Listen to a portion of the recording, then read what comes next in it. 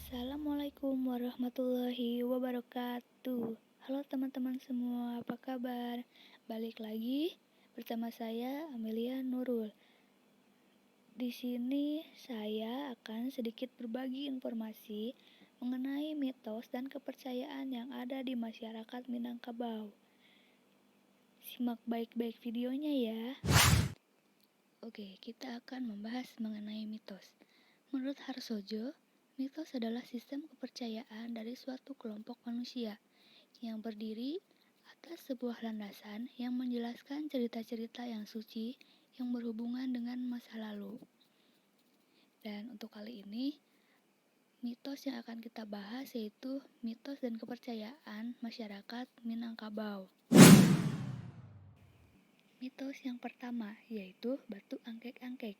Batu ini disimpan di sebuah rumah gadang di Nagari Balai Tabuh, Kecamatan Sungyang, sekitar 11 km dari kota Batu Sangkar. Untuk mengangkat batu magis ini, anggota adat terlebih dahulu melakukan ritual untuk menjaga keseimbangannya. Meski lekat dengan aroma mistis, keturunan dari penemu batu ini meminta agar batu tersebut tidak dianggap berlebihan, sehingga batu ini hanya digunakan sebagai media untuk meminta dan mendekatkan diri kepada Tuhan. Dan untuk mengangkat batu ini, terlebih dahulu harus berwudu sesuai dengan ajaran Islam.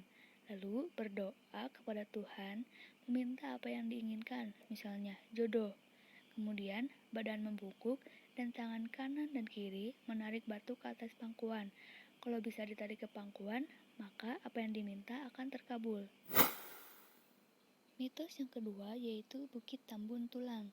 Bukit ini juga merupakan kisah legenda yang bertempat di sekitar jalan yang menghubungkan kayu tanam dengan padang panjang melintasi Bukit Barisan. Konon, terdapat sebuah bukit yang penuh dengan tulang belulang manusia.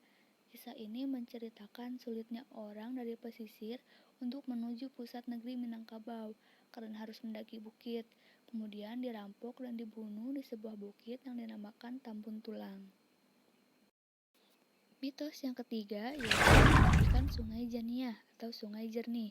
Ikan sakti ini berada di sebuah kolam di daerah Sungai Janiah, Kabupaten Agam. Kolam besar yang banyak ikannya ini sungguh terawat dengan rapih. Air kolamnya pun sangat jernih sehingga para pengunjung bisa langsung melihat ikan yang ada di dalam kolam. Ikan yang ada di dalam kolam pun jumlahnya banyak, bahkan ada yang berukuran sampai 2 meter. Tidak ada orang yang berani menangkap ikan di kolam ini sebab takut akan kutukan yang ada, yakni siapa saja yang memakan ikan sakti di kolam ini akan tertimpa musibah. Asal mula ikan yang ada di Sungai Janiah ini adalah dari penjelmaan anak manusia dan anak jin yang telah dikutuk oleh Tuhan, karena kedua makhluk yang berlainan alam ini telah melanggar janji yang telah mereka sepakati. Mitos yang keempat yaitu batu Malin Kundang. Mungkin kita sudah tidak asing dengan batu Malin Kundang ini, yaitu sebuah batu yang menyerupai manusia tertelungkup di tanah di pantai air manis Padang, Sumatera Barat. Menurut masyarakat sekitar, batu tersebut diyakini sebagai Malin Kundang yang telah dikutuk oleh ibunya untuk menjadi batu karena bersikap durhaka. Namun, kebenaran legenda tersebut diragukan apakah nyata atau tidak. Mitos yang kelima yaitu palasik. Menurut cerita, palasik adalah sejenis makhluk gaib. Kemudian, menurut kepercayaan Minangkabau, palasik bukanlah hantu, tetapi manusia yang memiliki ilmu hitam tingkat tinggi. Palasik ini sangat ditakuti oleh ibu-ibu di Minangkabau, terutama yang memiliki balita, karena makanan palasik adalah anak bayi atau balita, baik yang masih dalam kandungan ataupun yang sudah mati. Ilmu palasik ini dipercayai sifatnya turun-temurun. Apabila orang tuanya adalah seorang palasik, maka anaknya pun akan jadi palasik. Mitos yang kelima yaitu Gasiang Tangkurak. Jenis gasiang yang biasa difungsikan sebagai media untuk menyakiti dan menganiaya orang lain secara magis. Gasiang Tangkurak ini bentuknya mirip dengan gasiang seng yang pipih, tetapi bahannya dari tengkorak manusia. Dan gasiang seperti ini hanya bisa dimainkan oleh dukun atau orang yang memiliki kemampuan magis. Prakteknya, sambil memutar gasiang, dukun membacakan mantra-mantra, dan pada saat yang sama, orang yang menjadi sasaran akan merasakan sakit, gelisah, dan melakukan tindakan layaknya orang sakit jiwa. Mitos yang ketujuh yaitu orang bunian.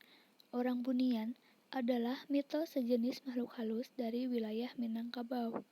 Berdasarkan mitos tersebut, orang bunian berbentuk menyerupai manusia dan tinggal di tempat-tempat yang sepi, seperti rumah-rumah kosong yang telah ditinggalkan penghuninya dalam waktu yang lama. Selain itu, masyarakat Minangkabau juga meyakini bahwa ada peristiwa orang hilang yang pernah disembunyikan oleh orang bunian ini.